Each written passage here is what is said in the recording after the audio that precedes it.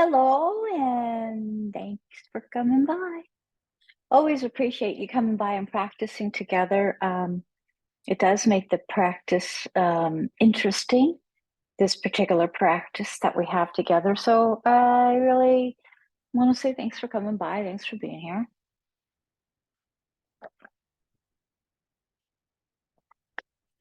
Welcome to Zenful Conversations. We're here in this community every single day to practice. We need consistent, in my opinion, consistent reinforcement, consistent message, just a slow drip campaign, if you will. We're in our 6th year, and thanks again for being here. So this year, the conversation is about us being present to our own lives. That's the message, the practice, the opportunity. Because 365 consistent days of talking about this, of being with it, absorbing this message will have an impact on us. So we get out of things what we put into them. And I thought before we get started on today's message, I just wanted to go over the top 5 regrets of the dying again. It's been a hot minute since we've talked about it. And I found myself the other day not being able to just pull all 5 of those top 5 regrets off the top of my head because I'm thinking that, I haven't been talking about it as much. So I just wanted to go over the top 5 regrets of the dying. This is according to Bronnie Ware, Bronnie, Bronnie, Ware. As I understand it, Bronnie was an Australian nurse that accompanied the dying. And the same top 5 regrets kept coming up over and over again.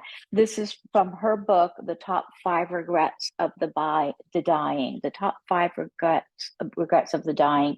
It's an international bestseller, and she actually has a blog, I believe, but you can find that bronnieware.com. But the top 5 regrets. And although the book is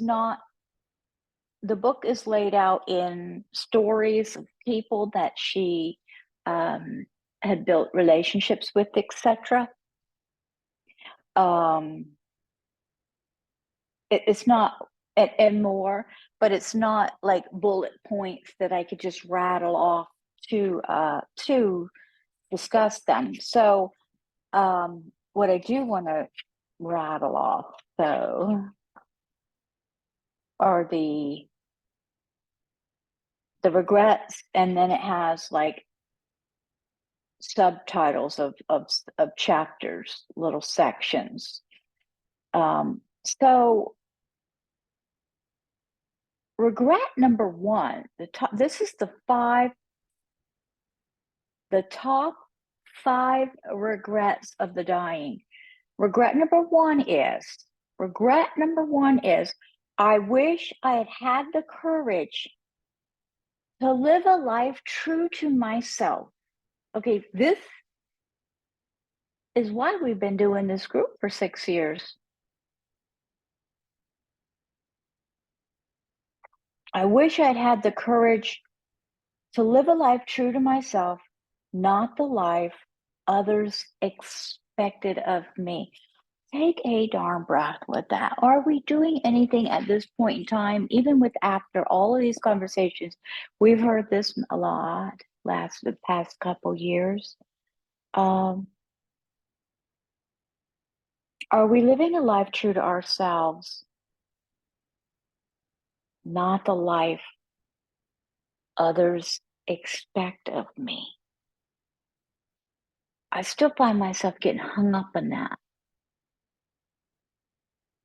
Regret number 1 is, I wish I'd had the courage to live a life true to myself, not the life others expected of me. And then the subtitles are there, products of our environment. Just think about that. And trappings. Just think about that. Regret number 2 is, I wish I hadn't worked so hard. Purpose and intention, simplicity. Just let it marinate. Regret number 3 is I wish I had had the courage to express my feelings. Let's ask ourselves, do we express our feelings? I wish I'd had the courage to express my feelings. No guilt and gifts in disguise. Regret number 4 is I wish I'd stayed in touch with my friends, true friends, and allow yourself. Think about it. Regret number 5 is I wish I had let myself be happier. Come on. I wish I had let myself be happier. Happiness is now a matter of perspective,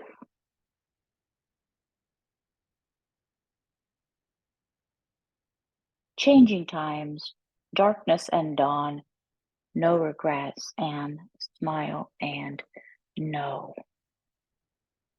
I still cannot hardly get over that these are the actual top 5 regrets.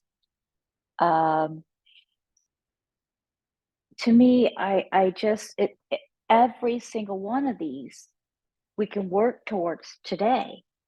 To not be a top 5 a regret at all. It just blows my mind that these are the 5.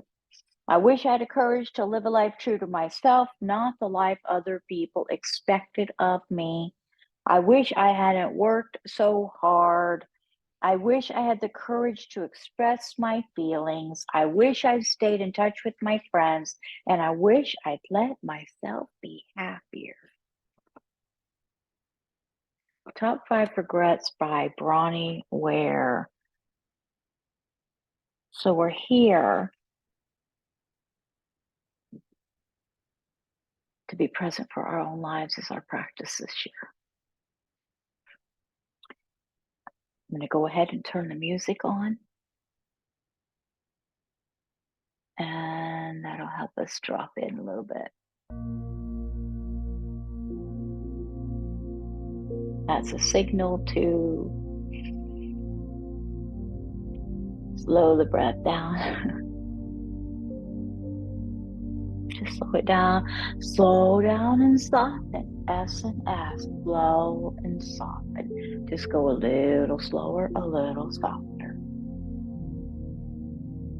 Notice. Sometimes I don't even notice the tension I'm hanging in my neck. Notice it. Let yourself do a couple neck stretches. Let the shoulders come back a little bit so we're not so hunched forward. Let them open up a little bit. Feel the shoulder blades kind of go inward. Let it feel good. Opening up, creating more space for the heart and lungs to function. Regular practice. We can stretch those muscles. Breathe, release, relax, open, soften. Inhaling peace and calm.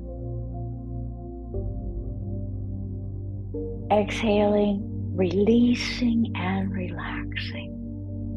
Shoulders away from the ears.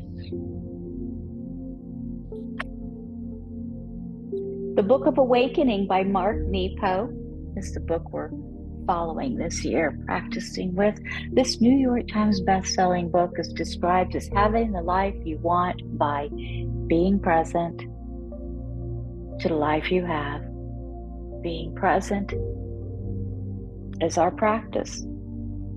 It's an interesting, definitely an interesting conversation this year. Do we call it conversation?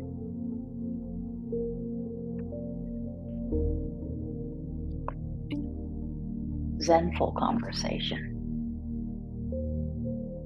I haven't updated the website in a while, but it is zenfulconversations.com.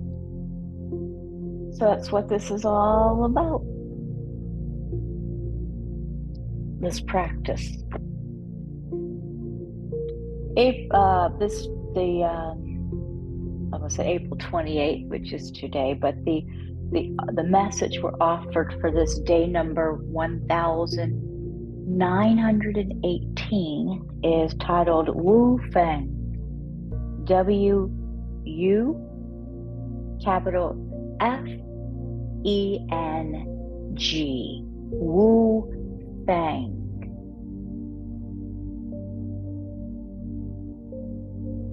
In the end, it is not enough to think what we know. We must live it. For only by living it can love show itself as the greatest principle. Let's take a breath with it. In the end, it's not enough to think what we know. We must live it. For only by living it can love, with a capital L, show itself as the greatest principle. The way that heat allows ice to thaw and irrigate the earth, so our capacity to embody what we know. Our quiet need to bring what lives within into accord with how we meet our days. Back it up, hear it. A quiet need to bring what lives within into accord with how we meet the days. This ancient act of integrity allows love to show itself as the deepest sort of gravity. There was a quiet man whose life-changing moment of such courage is inspiring. He was Wu Feng, a Manchurian diplomat of the 1700s, who was posted with an Aboriginal tribe in the outskirts of Taiwan. Wu Feng befriended the Aboriginal chief, whose tribe beheaded one of its members every year as a form of sacrifice. Each year, Wu Feng pleaded with all of his compassion and reverence for life that the chief put an end to this custom. So with all of his compassion and reverence for life, that the chief put an end to this custom. The chief would listen respectfully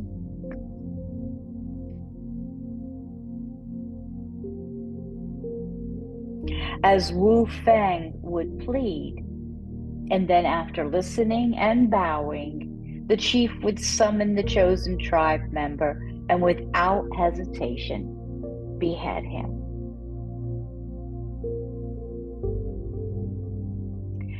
Finally, after living with the tribe for 25 years, Wu Feng once more pleaded with the chief to stop this senseless killing. But this time, when the tribe member was called forth, Wu Feng took his place and said, "If you will kill this time, it will be me."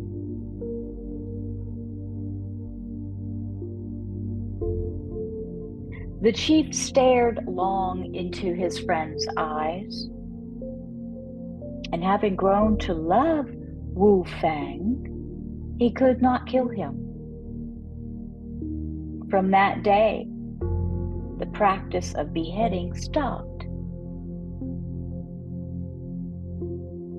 Of course, Wu Feng could have been killed, but his courage shows us that at a certain point, how we live inside takes priority. Oh, goodness, let's feel that. Let's feel it. Don't let this pass just because we got other stuff to do. Let's feel this. Back up. Of course, he could have been killed, but his courage shows us that at a certain point, how we live inside takes priority. Now, let's just think about that for a second. Recall instances where you're sick of your own, or something is just the last straw kind of thing. Think about it, review those. You know what he's talking about. At a certain point for each of us, talk evaporates and words cannot bring love into the open. Only the soul's presence coming from us can attract the soul's presence in others.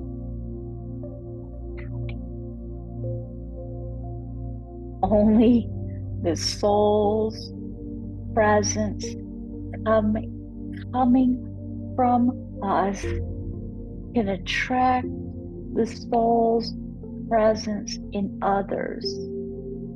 Is this that love attraction? Is this the frequency? Is this the vibration? What are we talking about? What have we been talking about? This message this year is getting to the meat of it, man.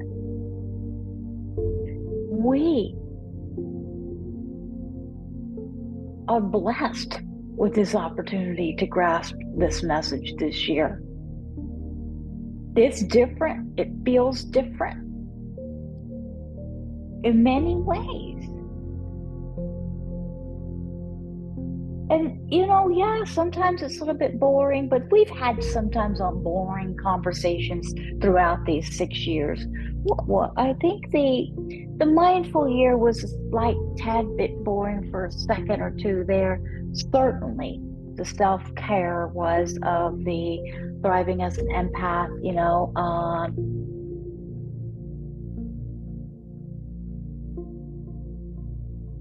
the daily discipline one was not such a, party.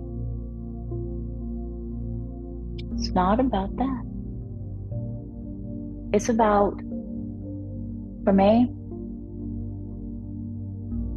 quality and enjoyment of our own lives, being present for our own lives. What a freaking message. Let's see. Only the soul's presence coming from us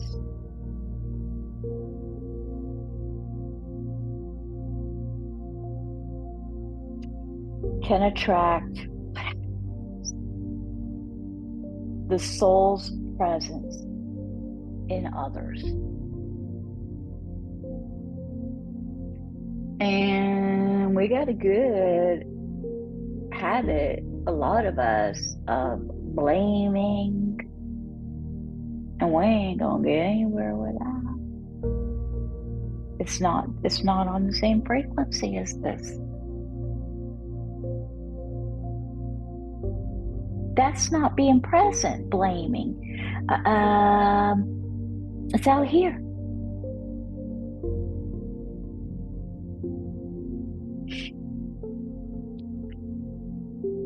I love that line. Only the soul's presence coming from us can attract the soul's presence in others. Magnetic, baby. The meditation is, as you breathe, be honest with yourself. That is, see things in your life as they are. That's going to take a minute. It's not like, okay, read it, go on to the next line. Feel it. Can we feel it? This is challenging, to see things in your life as they are. So it's going to take a minute of breathing. As you breathe, be honest with yourself. Close your eyes if you're able to. Feel the message, feel the meditation. So be honest with yourself means, that is, see things in your life as they are.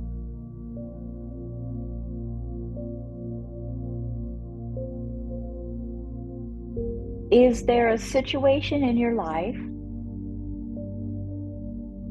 question, in which a part of you is being sacrificed? A part of you is being sacrificed, like the member of the Aboriginal tribe.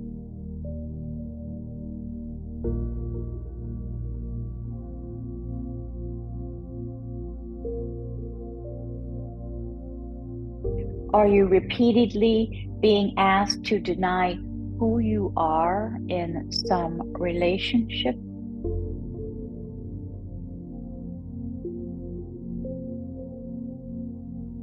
If so, can the FENG in you stop talking and make itself present?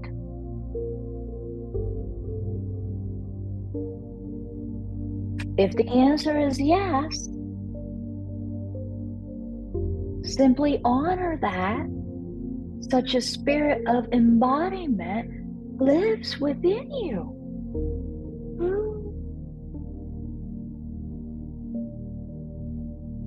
Simply ask the question today. Trust your spirit to know when and how to do so.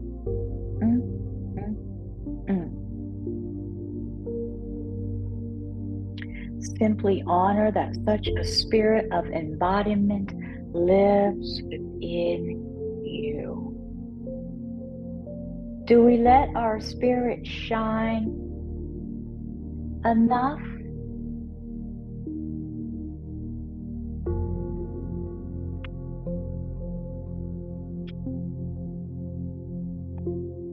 Only the soul's presence coming from us can attract the soul's presence in others. Our soul's presence.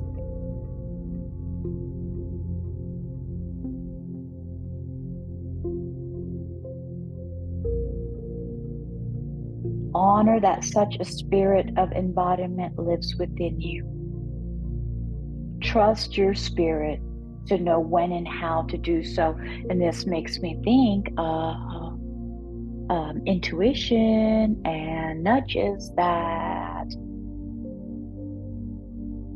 to thine own self be true, that if we don't notice, recognize, pay attention to, ignore, too busy in life to even recognize.